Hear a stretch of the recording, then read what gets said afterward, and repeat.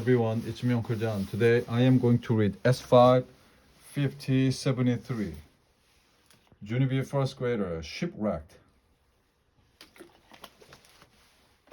Chapter 1 through Chapter 4. Chapter 1, The Breeding Jones. Dear first grade journal, today is the end of the week. Mr. Scary is checking attendance. Attendance is the school word for who isn't here today.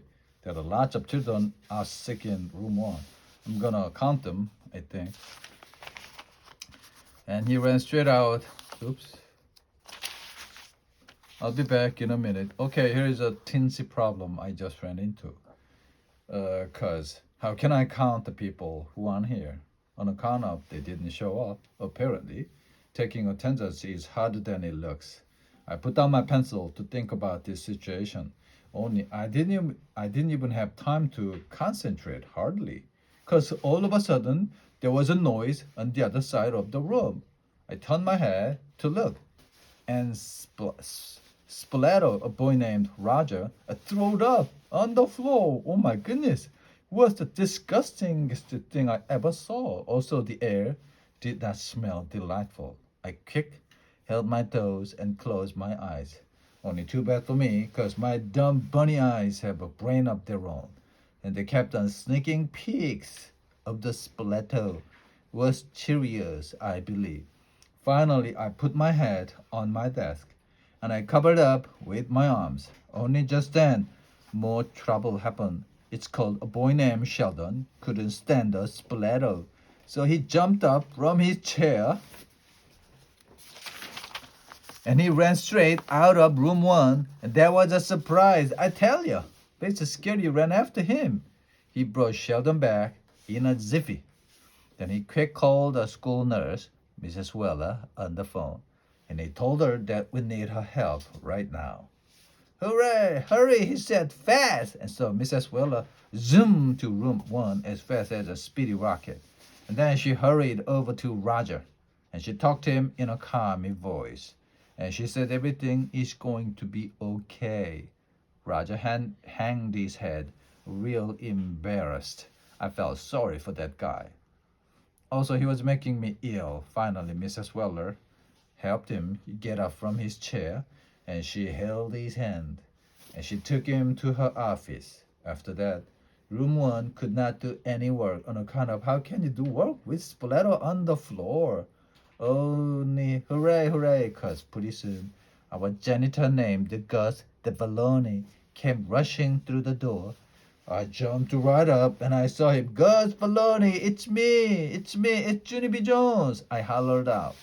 Roger throwed up. Gus Baloney winked at me. Then he went straight to Roger's desk and he took out his important janitor equipment and he sprinkled the powder all over the Spoleto.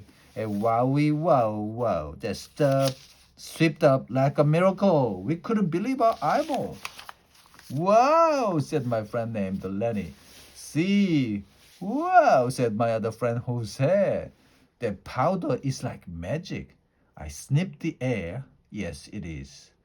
It is like magic, Jose, I said. Plus now it smells lemony fresh in here.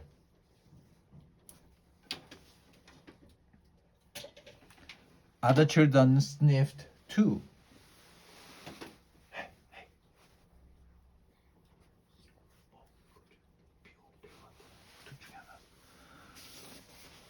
It does smell lemony fresh, said a girl named Shirley. I wish I had some of that stuff for my mother. She loves to clean up messes.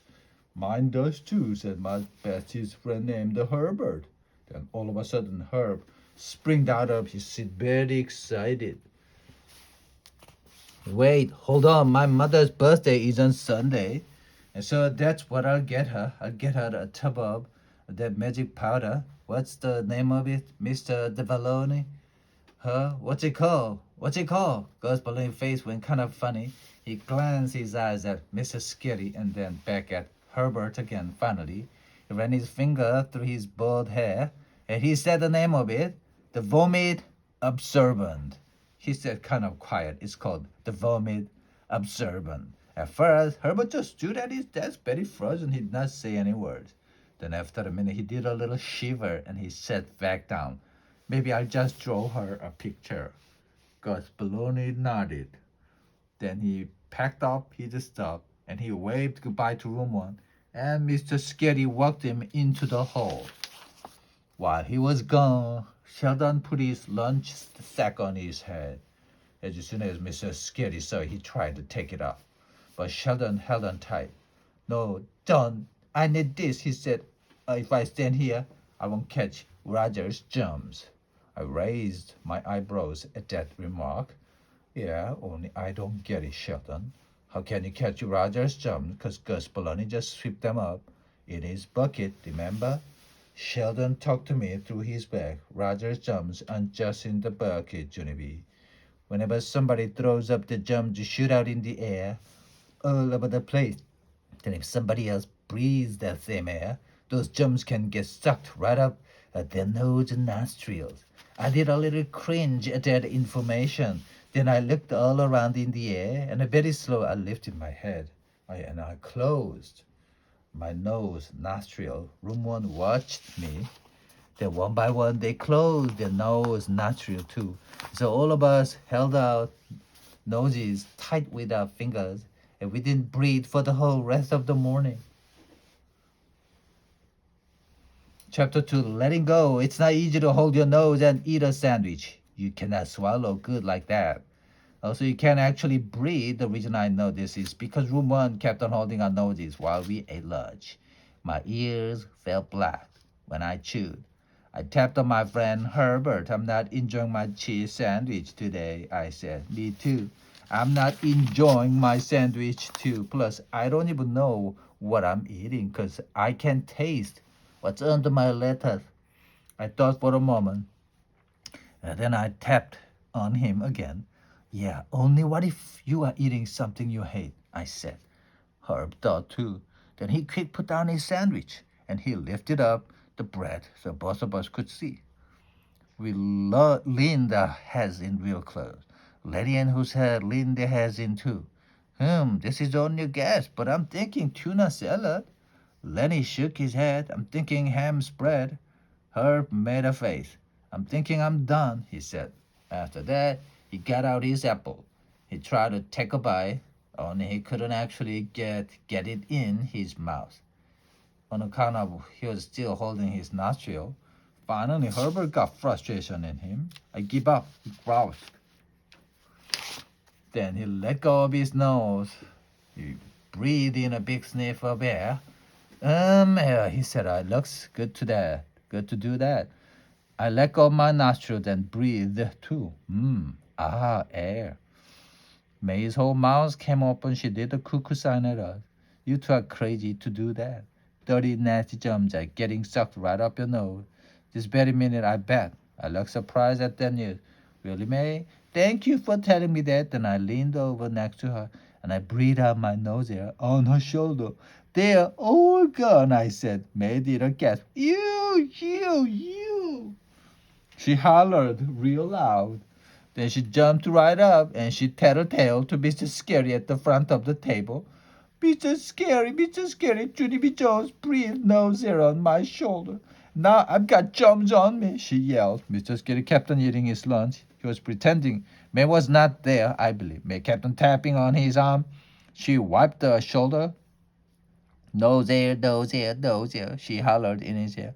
Mr. Scary stood up real calm and he walked May back to a seat. Boys and girls, I know that many of you are still worried about what happened to Roger this morning. And I promise that we'll talk more about this after recess, okay? But right now, I want all of you to release your nostril and eat your lunch. He stood there and waited. One by one, all of us let go of our nostril. Only not Sheldon. Sheldon ducked his head under the lunch table and he said, he was looking for his pickle. I peeked at him under there. He was hiding under his napkin, holding his nose. When the bell finally rang for recess, room was the first day class out the door. Fresh air, fresh air, fresh air. We shouted, very joyful. All of us breathed big snorts of breath. Roger couldn't have shot his jumps all the way outside our property. After that, we skipped and jumped and clapped and played. except for not Sheldon and not May. Sat down and held his nostrils some more. May went to the water fountain and washed her shoulder. Chapter 3, The Virus. It's still Friday. We just came in from recess. We're waiting for Mrs. Weller to talk to us about germs. May started holding her nose again. Also, Sheldon put another paperback on his head. Today is an interesting day in room 1. Just then there was a knock at our door, and Mrs. Weller came in. Mr. Sketty went to meet her. Mrs. Weller, I'm very glad you could come back, he said. Room 1 is still worried about what happened to Roger this morning, and we need some advice about how to stay healthy. Mrs. Weller's eyes glanced over to Sheldon's back head. Mr. Sketty's eyes glanced there too. Some of us are a little more worried than others, he said, kind of soft. Mrs. Weller went to the board and she printed some big letters. A virus. Virus? These letters spell the word virus, children. Have any of you ever heard the word virus before? Lucille jumped right up. I have, she said, really excited. My Nana grows viruses all over the place. You should see our house, nurse. Sometimes we have fresh viruses in every single room almost. For a second, Mrs. Weller's face went funny. All of a sudden, a light bulb came on in her head, I think. Oh, I think you mean irises, Lucille. Irises are very beautiful flowers, aren't they? But viruses are tiny little germs that can make people sick. Lucille started fluffing her hair, very embarrassed.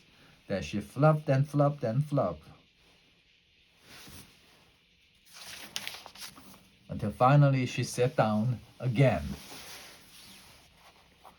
Mrs. Weller kept on talking. Boys and girls, there's a stomach virus going around school, and I'm guessing that your classmate Roger has caught it now too.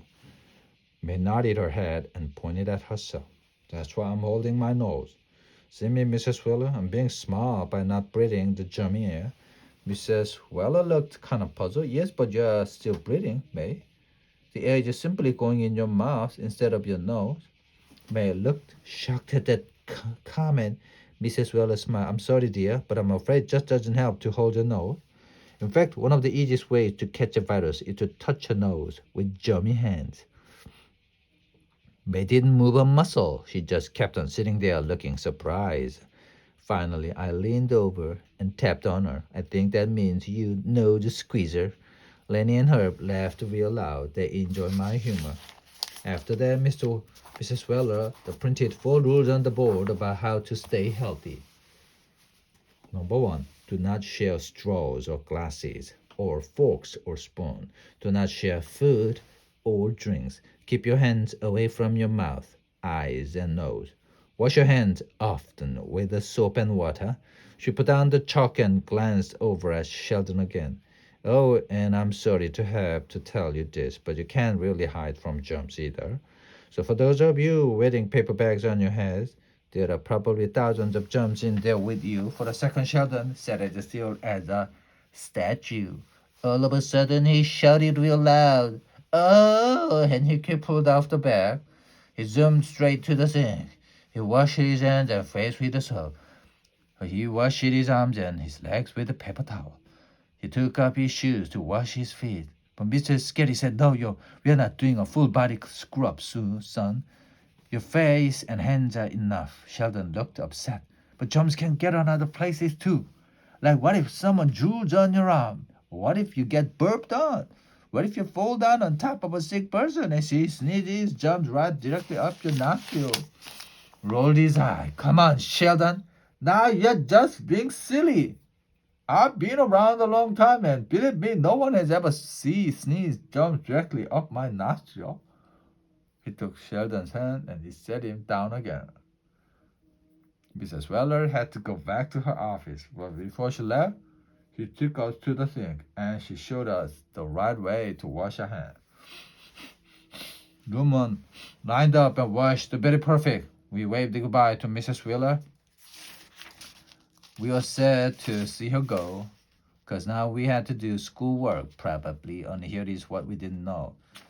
Mr. Sketty had a happy announcement. He had been waiting all day to tell us, boys and girls. I know we had a pretty rough morning, but I think I have some news that'll cheer you up. In 2 weeks, our school is having an event called a Parents' Night. Have any of you ever heard of Parents' Night before?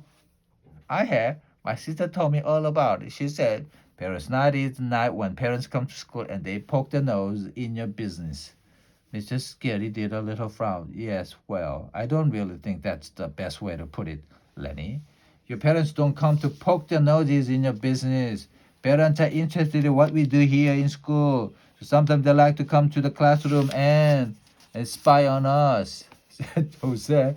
But in where they don't belong. But in where they don't belong, said Shirley. Invade our own personal space. Mr. Skitty closed his eyes a second, then he walked back to his desk real slow, and he sat down in his chair, and he ran fingers down through his tired hair. Okay, I'll get right to the point. This year, for Parents' Night, I thought it would be fun to do something special, so I was wondering how you would feel about putting on a play. My ears perked up at that word. A play?